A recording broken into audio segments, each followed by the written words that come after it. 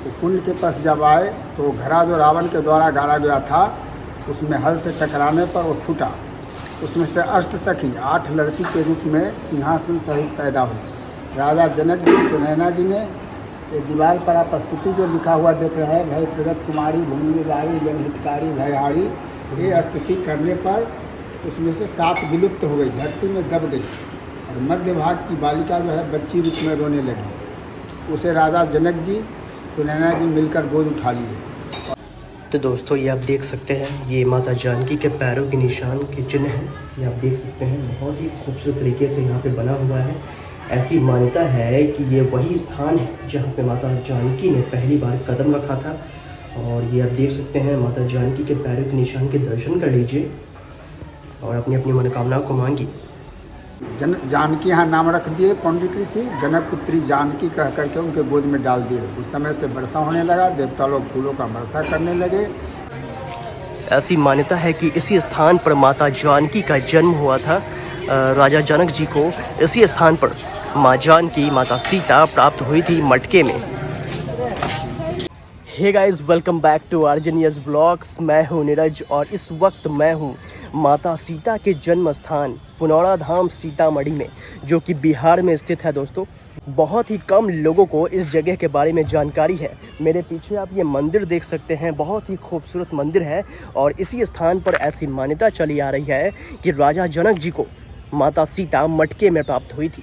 ये बहुत ही पावन भूमि है दोस्तों। मेरे पीछे आप ये सरोवर देख सकते हैं, ये जानकी सरोवर है। इसी सरोवर में राजा जनक जी को माता जानकी प्राप्त हुई थी और बहुत ही खूबसूरत यहाँ पे नज़ारा है। और शाम होने वाली है दोस्तों, देख सकते हैं। इस वीडियो में मैं आपको माता जानकी के जन्म स्थान पुनौरा धाम से जुड़ी सारी जानकारियाँ देने वाला हूँ। तो इस वीडियो को बिल्कुल अंत तक देखिएगा। यहाँ के पुजारी जी से भी हम बात करेंगे और सारी जानकारियाँ इकट्ठा करेंगे। तो इस वीडियो को बिल्कुल अंत तक देखिएगा। वीडियो शुरू करने से पहले एक बार कमेंट बॉक्स में जय माँ जानकी ज़रूर लिखिएगा। साथ ही अगर आप हमारे चैनल पर नए हैं तो चैनल को सब्सक्राइब कर लीजिए और बेल आइकन क्लिक कर लीजिए। तो आइए हम आपको दर्शन करवाते हैं माता जानकी के।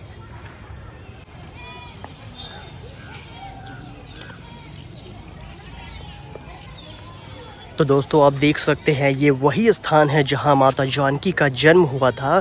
इस सरोवर को जानकी सरोवर के नाम से जाना जाता है। ऐसी मान्यता चली आ रही है कि इसी सरोवर में राजा जनक जी को माता सीता मटके में प्राप्त हुई थी। इस सरोवर को जानकी सरोवर के नाम से जाना जाता है। आप देख सकते हैं, बहुत ही खूबसूरत नज़ारा यहाँ पे आप सभी को दिख रहा होगा। तो दोस्तों ये आप देख सकते हैं, ये माता जानकी के पैरों के निशान के चिन्ह हैं। ये आप देख सकते हैं, बहुत ही खूबसूरत तरीके से यहाँ पे बना हुआ है। ऐसी मान्यता है कि ये वही स्थान है जहाँ पे माता जानकी ने पहली बार कदम रखा था। और ये आप देख सकते हैं, माता जानकी के पैरों के निशान के दर्शन कर लीजिए और अपनी अपनी मनोकामनाओं को मांगी।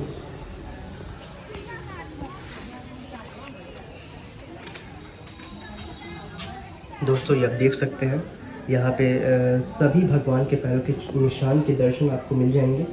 बहुत ही खूबसूरत दर्शन यहाँ पे प्राप्त हो रहे हैं माँ जानकी के। यहाँ का पूरा नज़ारा देखिए, ये यहाँ का गार्डन है और बहुत ही सुंदर तरीके से यहाँ के गार्डन बनाए गए हैं। अभी शाम का समय है, आप देख सकते हैं, सूरज अस्त होने वाला है और यहाँ से आप दर्शन कर लीजिए। सभी भगवानों के पैरों के निशान यहाँ पे मौजूद है और बहुत ही दुर्लभ दर्शन है दोस्तों। माँ जानकी के पैरों के निशान के दर्शन आप कर रहे हैं। बहुत ही दुर्लभ दर्शन यहाँ पे आप सभी को प्राप्त हो रहे हैं दोस्तों। जय माँ जानकी कमेंट बॉक्स में लिखते रहिएगा। तो दोस्तों आप देख सकते हैं, ये वही मंदिर है जहाँ के बारे में मान्यता है कि राजा जनक जी को माता जानकी इसी स्थान पर प्राप्त हुई थी। बहुत ही सुंदर मंदिर है दोस्तों, आप देख सकते हैं। बहुत ही खूबसूरत यहाँ पे नज़ारा आप लोगों को दिखाई दे रहा होगा। चलिए आपको फ्रंट से इस मंदिर का दृश्य दिखाते हैं। बहुत ही सुंदर मंदिर है दोस्तों।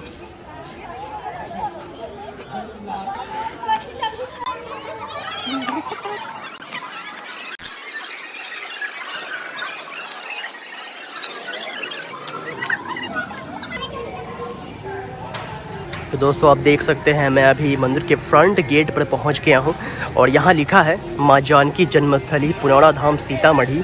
बहुत ही सुंदर तरीके से इस मंदिर को बनाया गया है दोस्तों, आप देख सकते हैं।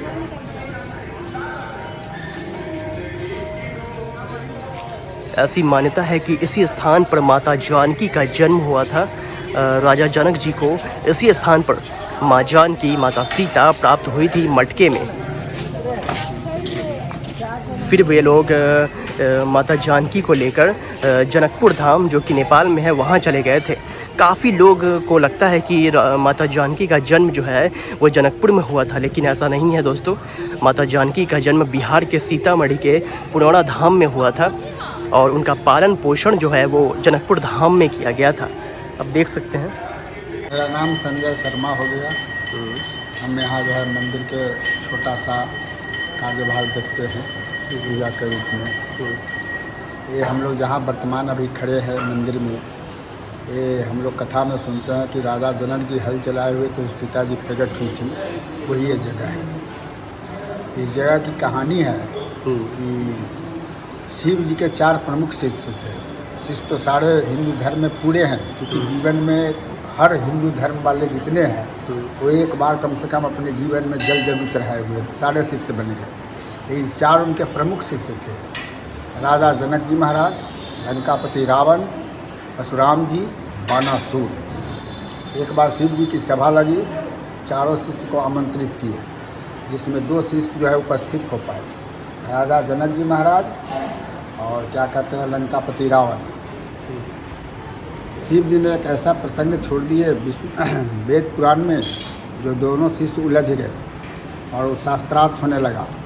शास्त्रार्थ होते होते जो है राजा जनक जी जीत हासिल किए, राजा रावण पराजित हो गए। इस खुशी में शिव जी ने एक धनुष राजा जनक जी को दिए। ये देखकर रावण को ईर्ष्या हो गया कि हम इतना जो है तपस्या भगवान शिव को अपना सिर काट कर चढ़ाते हैं, फिर भी हम पराजित हो गए, राजा जनक जीत हासिल किया। इसके लिए वो मन में दुखित हो गए। ये खुशी में एक धनुष जो है शिव जी पुरस्कृत के रूप में जनक जी महाराज को दिए। अंत में रावण महाराज जो है अपने लंका वापस गए, जनक जी अपने जनकपुर धाम गए, मिथिला राज। मिथिला राज की राजा थे राजा जनक जी। लंकापति रावण जो है, रावण यहाँ के राजा थे लंका के। जैसे अयोध्या के राजा थे उस समय दशरथ जी, किष्किंधा के राजा थे बाली। उस समय रूस, अमेरिका, जापान नहीं था, ऐसे ऐसे राज्य बटा हुआ था। विष्णु पुराण में आया है कि विष्णु आती मिथिला धाम की चौहद्दी, उत्तर में हिमालय, दक्षिण में गंगा, पूरब में कोसी नदी, पश्चिम में नारायणी गंडकी नदी, 64 कोस चौड़ा, 96 कोस लंबा।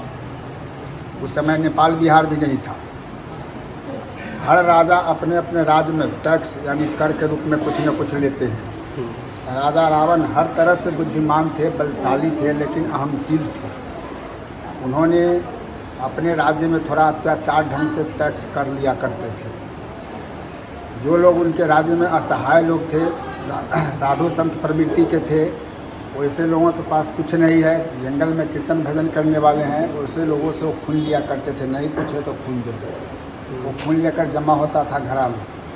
घड़ा जब भर गया खून से, तो उनका तहसीलदार उनके पास जब जमा किया तो देखकर बहुत खुश हुए।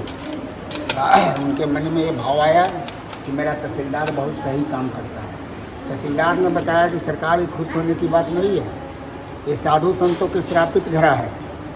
इस घड़ा में बोले हैं साधु संतों ने आंसू गिराकर कि राजा रावण इसी खून से विनाश हो जाएगा। राजा रावण खुद ही विद्वान था, जहाँ राम का नाम होता है वहाँ रावण का भी नाम चलता है। वो खुद समझ गया कि हमारा विध्वंस का समय जो है आ गया है। उन्होंने सोचे कि इस घड़ा को अगर राजा जनक के राज्य में गिरवा दिया जाए तो बदला का भावना जो था वो नाश हो जाएंगे, हम बच जाएंगे। ये सोचकर उन्होंने जगह का चुनाव किया कि मिथिला राज्य में कहाँ पर गिरवाया जाए। इसमें आया उनके मन में कि पुण्यारण्य वन जंगल, ये जहाँ वर्तमान हम लोग खड़े हैं उस समय एक पुण्यारण्य वन जंगल था। पुण्य यानी पुण्य होता है, अरण्य मन जंगल होता है। पुण्य का जंगल मिथिला राज का माना जाता था। ये सोचकर उन्होंने पीछे जाइएगा, जहाँ सीता कुंड देखिएगा, उस समय कथा के मुताबिक समतल भूमि था, वहाँ पर उन्होंने उस कुंड को गड़वा दिया। गड़वा देने के बाद मिथिला राज में बारिश होना बंद हो गया। लोग रास्ता देखने लगे, अब बारिश होगी, अब बारिश होगी। देखते देखते 12 वर्ष समय बीत गया। 12 वर्ष जब बीत गया तो सारे जनता राजा जनक जी के दरबार में उमड़ कर गए कि सरकार इसके कोई रास्ता निकालिए, हम लोग परेशान हैं। राजा खुद ही परेशान थे, वो किससे कहे। राजा के पास जाने पर वो बड़े बड़े ज्योतिष विद्याओं वालों को बुलाए और कहे कि सरकार इसे कोई रास्ता आप लोग ढूंढ कर बताइए कि हमारे मिथिला में वर्षा क्यों नहीं हो रहा है। उसमें बड़े बड़े ज्योतिष विद्याओं वालों ने बताया कि राजा जनक जी अगर स्वयं अपने हाथों से हल चलावेंगे तो वर्षा हो सकता है। उन्होंने कहा कि मेरा राज जो है इतना लंबा इतना चौड़ा है, जैसे चौहद्दी हम बताए हैं कि उत्तर में हिमालय, दक्षिण में गंगा, पूरब में कोसी नदी, पश्चिम में नारायणी गंडकी नदी, 64 कोस चौड़ा, 96 कोस लंबा। इसमें सिद्ध करके बताइए कि कहाँ पर हम हल चलावे ताकि वर्षा हो। उसमें आया कि पुण्यारण्य वन जंगल में हल चलाना पड़ेगा। पुण्यारण्य वन जंगल की बात जब आई तो उन्होंने बताया कि वह जो है आज भी सूर्य ग्रहण लगता है, चंद्र ग्रहण लगता है, एकादशी करते हैं, कोई भी व्रत करते हैं, तो जिसका जैसा हौसला है वैसा अन्न हो, द्रव्य हो, छू करके ब्राह्मण को दान के रूप में लोग देते हैं। राजा जनक जी के समय में सूर्य ग्रहण लगा हुआ था। उन्होंने इस जंगल को पुंडरीक ऋषि को दान में दे दिए हुए थे। पुंडरीक ऋषि यहाँ भजन करते थे इस जंगल में, इसलिए उन्हीं को दान दे दिए हुए थे। उन्होंने कहे कि वह भूमि तो दान दिया हुआ है पुण्यारण्य वन जंगल, वहाँ हम हल कैसे चला लेंगे, वहाँ का अधिकारी हम है नहीं। कुछ लोगों ने राय दिया कि चलकर पुंडरीक ऋषि से पूछा जाए क्या सलाह देते हैं। राजा जनक जी कुछ साधु संतों के साथ आए, पुंडरीक ऋषि से मिले। मिलने के बाद पुंडरीक ऋषि ने बताया कि राजा जनक जी आप जो है प्रजा की भलाई के लिए जो भी करना हो आप कर सकते हैं, स्वतंत्र है, हल चला सकते हैं। अनुमति जब उनको मिल गया तब उन्होंने फिर वापस जनकपुर गए। विष्णु पुराण के अनुसार 88,000 ऋषि मुनियों के साथ उन्होंने हल चलाने की तैयारी करके चले। मार्केट में एक मंदिर है जानकी स्थान के नाम से, जहाँ पर उन्होंने घास फूस के घर बनाए, 88,000 लोगों को रुकने के लिए जगह बनाए।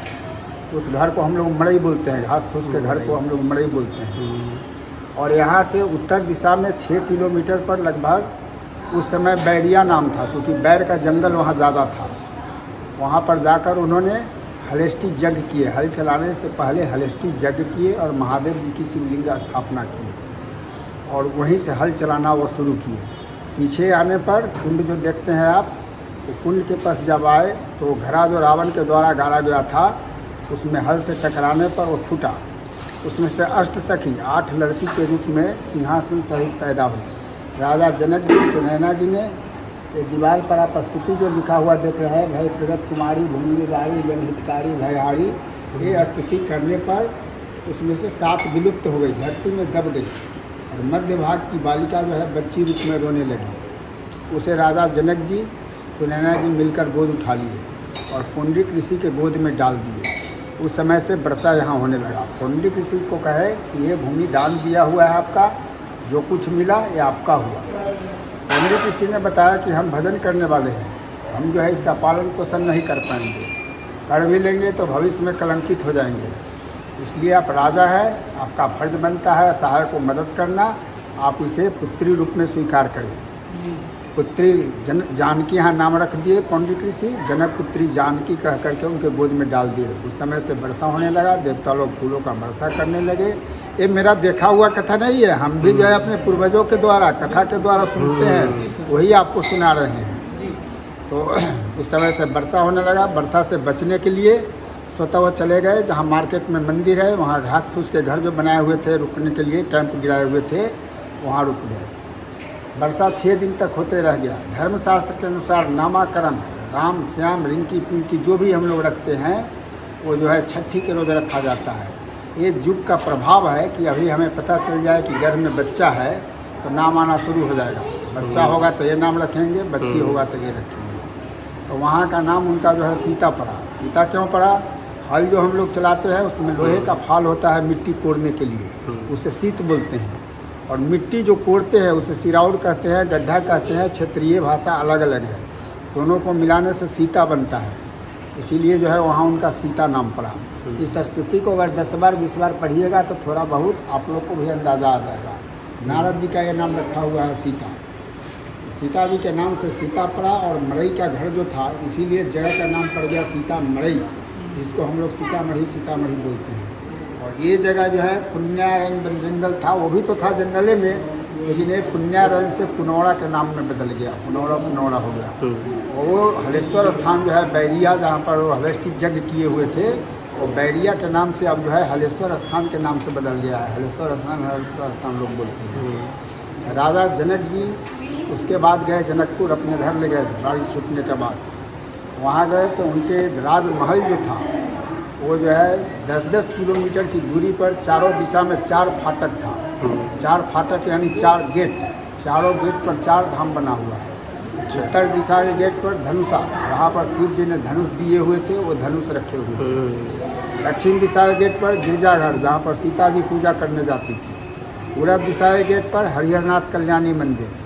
पश्चिम दिशा के गेट पर जलेश्वर स्थान, जो शिवलिंग हमेशा जल में डूबे हुए रहते हैं। और बीच का जो राजमहल था वो राम जानकी मंदिर बन गया है। इसके बाद हमको बताना पड़ेगा या आप लोग स्वयं जानते हैं कि कैसे स्वयंवर हुआ, कैसे कैसे जो है बाहुबली लोग जुटे।